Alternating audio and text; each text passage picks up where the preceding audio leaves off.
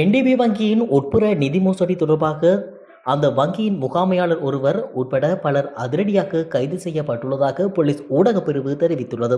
அத்துடன் கைது செய்யப்பட்ட சந்தேக நபர்கள் மேலதிக விசாரணைக்காக குற்றப்புலனாய்வு திணைக்களத்திடம் ஒப்படைக்கப்பட்டுள்ளதாக போலீஸ் ஊடகப் பிரிவு தெரிவித்துள்ளது. சம்பவம் குறித்து என்டிபி வங்கி விடுத்துள்ள அறிக்கையில், இந்த சம்பவத்தினால் எந்தவொரு வாடிக்கையாளரின் வங்கி கணக்குகளுக்கோ அல்லது வைப்புகளுக்கோ எந்தவித பாதிப்பும் ஏற்படவில்லை என குறிப்பிடப்பட்டுள்ளது. வங்கியின் அனைத்து சேவைகளும் வழமை போல் தடையின்றி முன்னெடுக்கப்படுகின்றன. வங்கியின் குறிப்பிட்ட ஒரு செயல்பாட்டு பிரிவுக்குள் மாத்திரம் மட்டுப்படுத்தப்பட்டிருந்த இந்த மோசடியுடன் தொடர்புடைய ஊழியர்கள் அடையாளம் காணப்பட்டு அவர்கள் உடனடியாக பணியிலிருந்து தற்காலிகமாக நீக்கப்பட்டுள்ளனர். அத்துடன் சாட்சியங்கள் மற்றும் அறிக்கைகள் பாதுகாப்பாக வைக்கப்பட்டுள்ளன. 2026ஆம் ஆண்டின் 2ஆம் காலாண்டுக்கான மின்சார கட்டணத்தை மேலும் 15 வீதத்தால் அதிகரிக்குமாறு தேசிய கட்டமைப்பு தனியார் நிறுவனம் கோரிக்கை விடுத்துள்ளது. ஏற்கனவே 10 வீத கட்டண அதிகரிப்பு நடைமுறைப்படுத்தப்பட்டுள்ள நிலையில் மேலும் இக்கோரிக்கை முன்வைக்கப்பட்டுள்ளது. கண்டி புசல்லாவை வீதியின் இரட்டை பாதை பகுதியில் இன்று பிற்பகல் இடம்பெற்ற வாகன விபத்தில் 2 பேர் காயமடைந்துள்ளனர். கார் ஒன்று வீதிக்கு அருகாமையில் நிறுத்தப்பட்டிருந்த முச்சக்கர வண்டியில் மோதுண்டதில் இந்த விபத்து இடம்பெற்றுள்ளது. சம்பவத்தில் காயமடைந்த 2 பேர் வகுவப்பிட்டிய வைத்தியசாலையில் அனுமதிக்கப்பட்டுள்ளனர். காரின் சாரதிக்கு ஏற்பட்ட நித்திரை மயக்கம் காரணமாகவே இந்த விபத்து நேர்ந்துள்ளது. சம்பவம் தொடர்பான மேலதிக விசாரணைகளை போலீசார் முன்னெடுத்து வருகின்றனர்.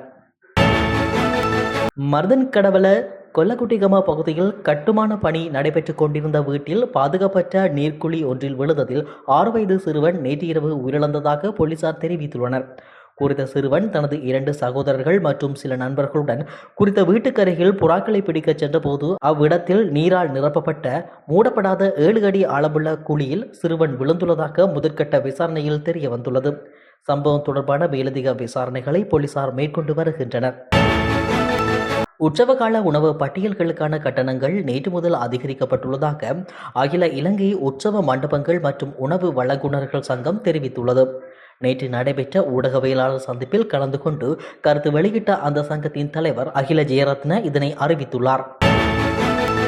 திருகோணமலை பூநகர் கிராமத்தில் உள்ள மரமொன்றின் கீழ் இருந்து ஆயுதங்கள் மீட்கப்பட்டுள்ளதாக ஈச்சிலம்பற்று போலீசார் தெரிவித்துள்ளனர்.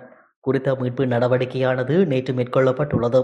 இதன்போது துப்பாக்கி ரவைகள் 694, 61 ரக மோட்டார் குண்டுகள் 4, மோட்டார் பியூஸ் 2, மோட்டார் குண்டு சார்ஜர் 6, ஆர்பிஜி குண்டு 1 என்பனவும் மீட்கப்பட்டுள்ளன. லெபனான் மீதான இஸ்ரேலின் தாக்குதல்களை தொடர்ந்து பிராந்திய பதற்றம் அபாயகரமாக அதிகரித்துள்ளதால் ஹோர்முஸ் நீரிணையை மறு அறிவிப்பு வரும் வரை மூடுவதாக தெஹ்ரான் அறிவித்துள்ளது. அதேபோல் லெபனான் மீதான தாக்குதல் நீடித்தால் போர் நிறுத்த ஒப்பந்தத்தில் இருந்து விலக வேண்டிய நிலை வரலாம் எனவும் ஈரான் அறிவித்துள்ளது. கடந்த 24 மணி நேரத்தினுள் இஸ்ரேல் நடத்திய தாக்குதலில் லெபனானில் 300 பேருக்கும் மேற்பட்டோர் உயிரிழந்துள்ளனர். நாட்டில் பேரளவை ஏற்படுத்திய டிட்வா புயல் காரணமாக தடைபட்டிருந்த வடக்கு வயல் மார்க்கத்தின் ரயில் போக்குவரத்து சேவைகள் இன்று முதல் மீண்டும் ஆரம்பிக்கப்பட உள்ளன. அத்துடன் சித்திரை புத்தாண்டு காலப்பகுதியை முன்னிட்டு பொதுமக்களின் வசதிக்காக பல மேலதிக ரயில்கள் சேவையில் ஈடுபடுத்தப்பட உள்ளதாக இலங்கை ரயில்வே திணைக்களம் அறிவித்துள்ளது. புத்தாண்டு காலத்தில் இலங்கை ரயில்வே திணைக்களத்தில் இந்த அறிவிப்பு வடக்கு மக்களுக்கு பெரும் மகிழ்ச்சியை ஏற்படுத்தியுள்ளது. அரச மருத்துவ அதிகாரிகள் சங்கம் இன்று காலை 8 மணி முதல் நாடளாவிய ரீதியில் வேலை நிறுத்த போராட்டத்தை முன்னெடுக்க தீர்மானித்துள்ளது. சுகாதார அமைச்சினால் 436 புதிய மருத்துவர்களுக்கான பயிற்சிக்கு பின்னரான நியமனங்கள் வழங்கப்பட்டன. இந்த நியமனங்கள் வழங்கப்பட்ட முறையில் பெரும் முறைகேடுகள் மற்றும் குளறுபடிகள் இருப்பதாக மருத்துவ அதிகாரிகள் சங்கம் குற்றம் சாட்டியுள்ளது. புதிய மருத்துவர்களுக்கான நியமன பட்டியல் வெளியிடப்பட்ட விதம் மற்றும் அதில் பின்பற்றப்பட்ட நடைமுறைகள் திருப்திகரமாக இல்லை என சங்கம் சுட்டிக்காட்டியுள்ளது. இந்த நியமன நடைமுறைக்கு எதிர்ப்பு தெரிவிக்கும் வகையிலேயே இன்று காலை முதல் பணி பரிஸ்பரிப்பில் ஈடுபட முடிவெடுக்கப்பட்டுள்ளது.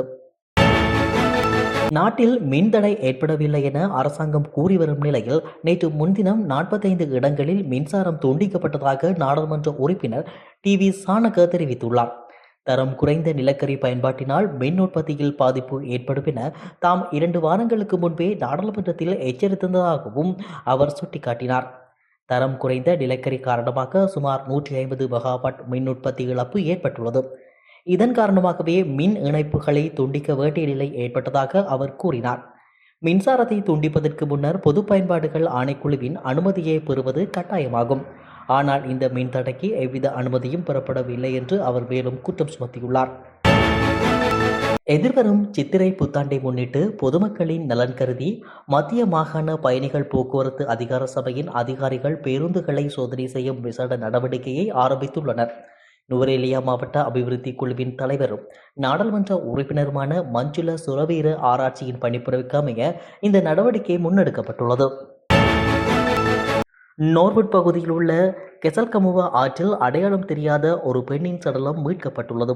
காசல்டி நீர்த்தேக்கத்திற்கு நீர் ஏந்தி செல்லும் நோர்வுட் கெசல்கமுவா ஆற்றில் ஒரு பெண்ணின் சடலம் மிதந்த நிலையில் காணப்பட்டதாக நோர்வுட் போலீஸ் நிலையத்தின் பொறுப்பதிகாரி தெரிவித்துள்ளார். நாட்டின் வாழ்க்கை செலவு 300% அதிகரித்துள்ள நிலையில் அதற்கு ஈடாக அரச ஊழியர்களின் சம்பளத்தை அதிகரிப்பதற்கு அரசாங்கம் எப்போது நடவடிக்கை எடுக்கும் என ஸ்ரீலங்கா பொதுஜன பெரமுனவின் நாடாளுமன்ற உறுப்பினர் நாமல் ராஜபக்ச கேள்வி எழுப்பியுள்ளார். நாட்டின் தற்போதைய நிலைமை குறித்து நாடாளுமன்றத்தில் நேற்று நடைபெற்ற ஒத்திவைப்பு வேளை விவாதத்தில் கலந்து கொண்டு உரையாற்றும் போதே அவர் இவ்வாறு கேள்வி எழுப்பியுள்ளார். திருகோணமலை ரயில் நிலையத்திலிருந்து ரயில் வளாகத்திற்கு பெட்டிகளை கொண்டு சென்ற ரயில் இயந்திரம் ஒன்றில் தீப்பரவல் ஏற்பட்டுள்ளது. சுமார் 60 கோடி ரூபாவுக்கும் அதிக மதிப்புள்ள இயந்திரத்தில் திடீரென தீ பரவியமைக்கான காரணம் இதுவரை தெரிய வரவில்லை. சம்பவம் தொடர்பான மேலதிக விசாரணைகளை போலீசார் ஆரம்பித்துள்ளனர்.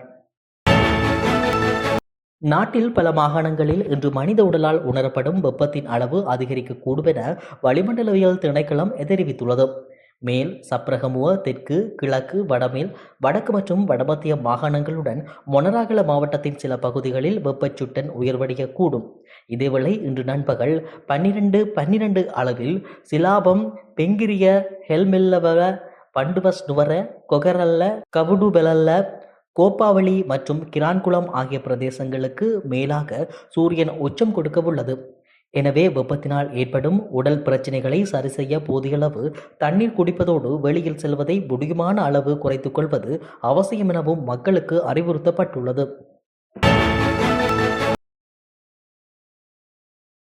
தமிழொலி ஒரே பார்வையில் இன்றைய செய்திகளை உடனுக்குடன் தெரிந்து கொள்ள தமிழொலி யூடியூப் தளத்தை சப்ஸ்கிரைப் செய்து இந்த வீடியோ பிடிச்சிருந்தா லைக் பண்ணுங்க, கமெண்ட் பண்ணுங்க, ஷேர் பண்ணுங்க.